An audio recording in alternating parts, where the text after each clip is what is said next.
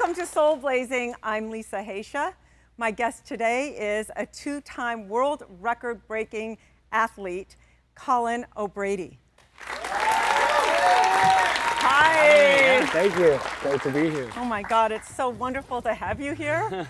I found you on YouTube and I kind of got a little obsessed with you because your story is so incredible, so inspiring. You know, when you're feeling depressed or you're not feeling good enough, or just things aren't going right, and you sit there at 2 in the morning and find inspirational videos. There you were, you popped up. I'm glad I could be there. Oh my God, yeah. Then I saw you speak all over and you do so many wonderful things. So I am not athletic at all. So that's why I admire you so much. I'm like, I got to get some of that juju. Yeah, How do you do that? yeah, It's a absolutely. mindset. So I want you to share your story with them, how you were burned, you had an accident, you couldn't walk, and you had to teach yourself to walk again. Yeah. Then you became this amazing athlete. Yeah. So about 10 years ago, I just recently graduated from college, and I decided to take a backpack and a surfboard and travel around the world before settling into what I thought would be a career in finance. And found myself on a rural beach in Thailand, and I was unfortunately severely burned in a fire. So a flaming rope wrapped around my legs, lit my body on fire completely to my neck. And luckily I jumped into the ocean to extinguish the flames, which certainly saved my life, but not before about 25% of my body was severely burned. And I was in a tiny little rural part of Thailand, so there was instead of an ambulance, I had a moped ride down a dirt path to a one-room nursing station where I spent many days. Ultimately, I was in the hospital for several months, actually, and the doctor said that I would never walk again normally. To kind of paint the picture, there was a cat running around my bed in the ICU, and just kind of, the last place in the world you want to end up in this situation. But, sort of through this terrible tragedy, an angel came into my life, which was my mother, came to my bedside to sort of stay in the hospital with me for many days, and really forced me, like you said, mindset, to think about the future. I was thinking, I'm 22 years old, I'm never gonna be able to walk again, life as I know it is over. And she said, you know what, let's think about the future, let's dream big. What do you wanna do when you get out of here? And immediately I was depressed and had no good answer to that question, but she kind of kept persisting to have that positive mindset. And so I eventually set a goal to one day complete a triathlon. And so fast forward in the story, but it was 3 months until I was released from that Thai hospital. Still hadn't taken a single step, carried on and off the plane to flown back to Portland, Oregon, where I'm from, and finally took my first step in my mother's kitchen. And then 18 months after being burned in the fire, I kind of honored that goal to say, I'm gonna race a triathlon. So I showed up in Chicago to race a Chicago triathlon. First time I'd ever raced a triathlon, not something I've ever done before, swimming, biking, running. I've been a collegiate swimmer. And I ended up finishing the Chicago Triathlon, which was amazing for me to kind of honor my goal. But not only that, I had actually won the entire Chicago Triathlon.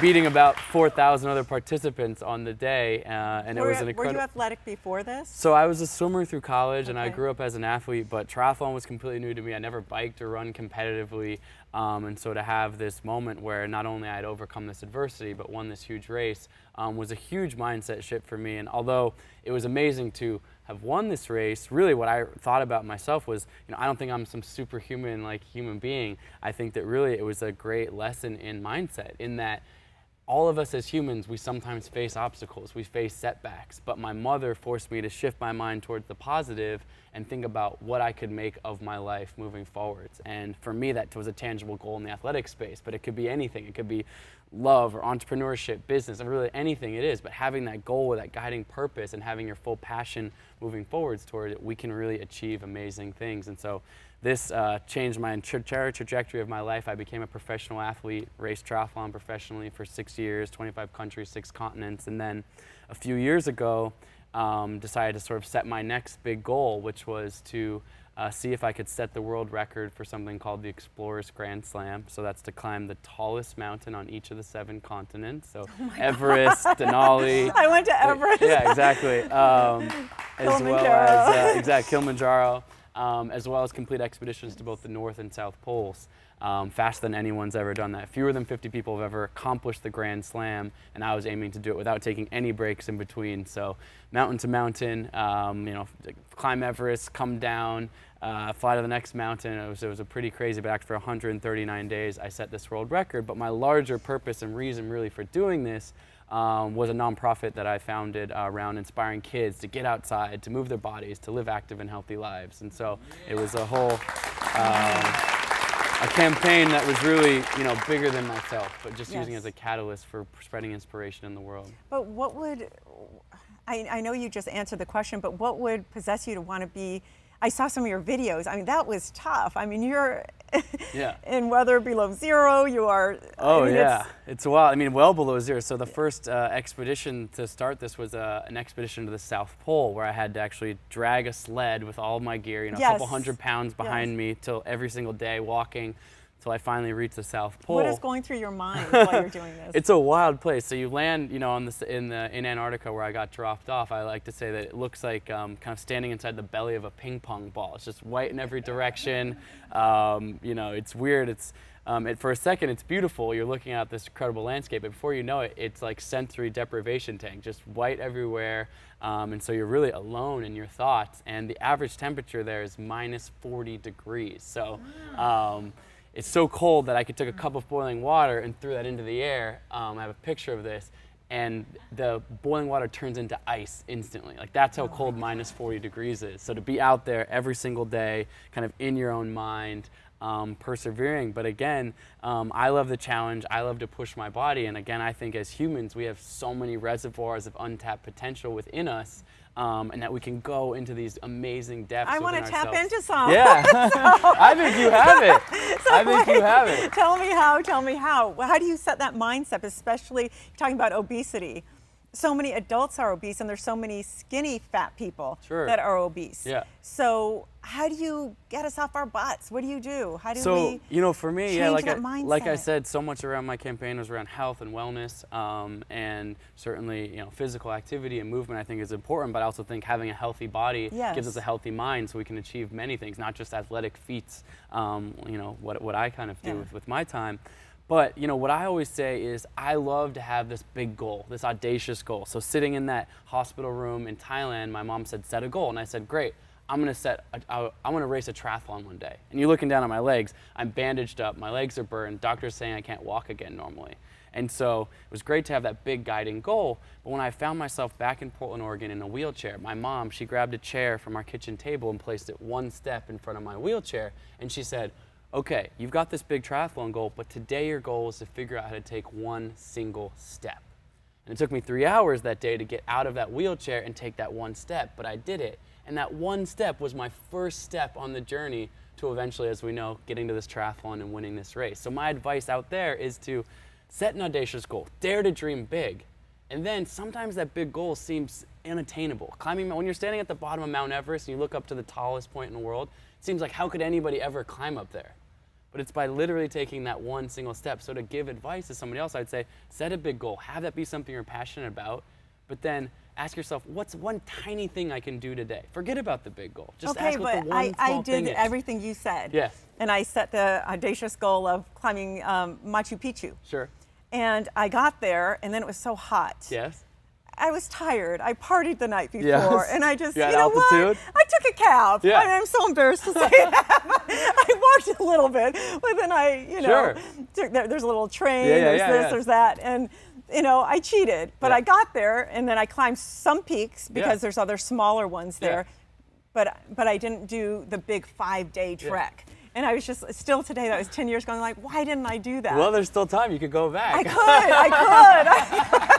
But I think, I want my latte and my scone. Yeah, I mean, I think that there's something to be said for, being comfortable and all that sort of stuff. But I also think that we also grow as humans when we step outside of our comfort zone. Absolutely. And I do that in other areas. But for physical activity, I think it's so important that you're doing the work you're doing because kids today need it. I go to my daughter's school and half the kids are overweight, maybe more than half. Yeah. And it's so sad. It's like they're already being trained to not work out, not be athletic. And since I'm not so athletic, I'm trying to teach my daughter that it's Yeah. important or try to get her excited about Yeah, something. and a lot of those habits, in life really imprint on us at a young do. age.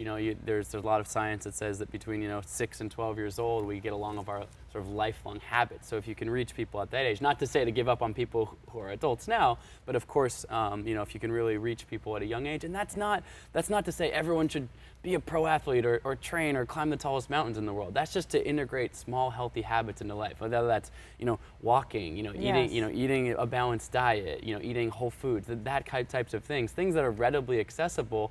But as humans, our physiology is, if you go back, evolution-wise, our bodies have not evolved that much since we were, hunter-gatherer tribes. But of course, we have all this technology now that allows us to not have that. So our physiology still demands that we kind of move our bodies a little bit and are healthier. And I certainly believe that as we do that, we can be more successful in all areas of our life, whether that's, an academic or a cerebral pursuit. Still having that healthy body allows us to grow and evolve in many different ways. It's so important because you can't think clearly, or that dominates so much of your headspace and your bandwidth of, I've got to lose weight, or I'm feeling sluggish, or I'm always tired. I hear that from so many people as a life coach. They come in, I can't get it accomplished. I can't retain what I read. I'm sluggish. Right. I need naps. And that's because they're not eating right or exercising. Yes, yeah. There's some basic things, as we exercise, eat right, sleep, get the proper amount of sleep, those types of things. It's easy to feel like, and I'm guilty of this as well, as being an athlete, but also an entrepreneur, and kind of like, oh, I got to fit everything into a million things a day, work crazy long hours and all that sort of stuff, which sometimes that's what it takes to, accomplish big things. But also, we also need to recover sometimes. We also need to give ourselves that space and that self-care to say, hey, I'm actually going to be more productive tomorrow and the rest of this week if I take care of myself, each little bit along the way as well. So having that self-care in that wellness space, I think, is really important. And sometimes that feels like, to take the 10 minutes a day to sit on a mat and meditate with your eyes closed, or to take that 30-minute walk. You might feel like, oh, well, I could be in front of my computer working that time instead. But actually, you might find that by taking that break, that the time in front of the computer or the rest will be more productive, and thus you'll get more out of less amount of time. Yeah, I have an app called Got 7 Minutes where 3 or 4 times during the day it says got 7 minutes. That means I have to stop whatever I'm doing, go meditate, go walk, or go do sit-ups or whatever. Yeah, exactly. It's like, if you break it up even like that, that's something, and do something 20 minutes in the morning and the late afternoon. I couldn't agree more. It's doable. It's For just sure. the mindset. Of course. It's just the mindset. Yeah, yeah. So I really Googled you because I was fascinated with you. I'm like, another video. Now, why wasn't he happy with 1? Why does he have to do 7? And why the bigger goal? But I get it, and I admire it so much, because people today just don't strive to push themselves to the limits, and it really does do something, and it shifts you, and then you have such a voice to really shift the consciousness of the world because people listen to you. And I think when you do something like that, you do change. Yes. There is something inside you that changes. And that's a great feeling too. But I want to know, what does it feel like on a day when you're not having a good day, you're not working out, or you're depressed? You have to be depressed sometimes. Of course, yeah. So what are those days like for you, and how do you handle them? I think that, someone like myself who has ultimately had some success in my life, there's sometimes an outward perception of like, oh, well, you must have it all figured out. Like, every day must be great for you. And I think that I have some things figured out, but just like you alluded to, of course, I have my moments, right? I have my moments when my mindset does shift to more negative, or I have my doubts, or I have that negative, voice in my head. Where I think as humans, we're programmed for a little bit of that. The way that I approach that is, I think self-awareness is really important. I think it's easy to get sort of trapped down that negative spiral, and I try to sit with myself and go like, oh, wait, I'm having a bad day right now. Like, why is that? What's causing that? And maybe it's okay to sit with that for a second. Just be like, okay, like, I'm not feeling great today. I don't have to pretend like I'm, having a great day. But kind of going back to that positive mindset shift, I believe that in life, we will all be tested with setbacks and obstacles. For me, in a large sense, was this burn accident. But in every just day-to-day things, people aren't returning my phone call, or I'm having a bad conversation with my fiance, or whatever it is. We have those moments, and I think that it's about recognizing that and then realizing that that's not permanent. So I have a mantra that I like to say to myself, which is, this too will change. And that's true of good things as well as bad things, right? But the sort of impermanence of life gives me freedom to feel that emotion, be self-aware of it, say, I'm having a bad day right now, or I'm walking in the middle of Antarctica and it's minus 40 degrees outside right now. Oh my God, why would you do that to yourself? But I like to say, like, this too will change. Yes. And when I think back on moments where I have overcome those darker moments and I have kind of calibrate that in my mind, I think of myself sitting in that wheelchair or sitting in that Thai hospital bed. And when I think back, if I had had that mantra then, which was kind of when I was learning this about myself through that experience, to say, like, this too will change. Like, now here I am, not only can I walk, but I can run, I can climb mountains, I set world records, but that voice in my head in that Thai hospital made it feel like it was so painful and so permanent.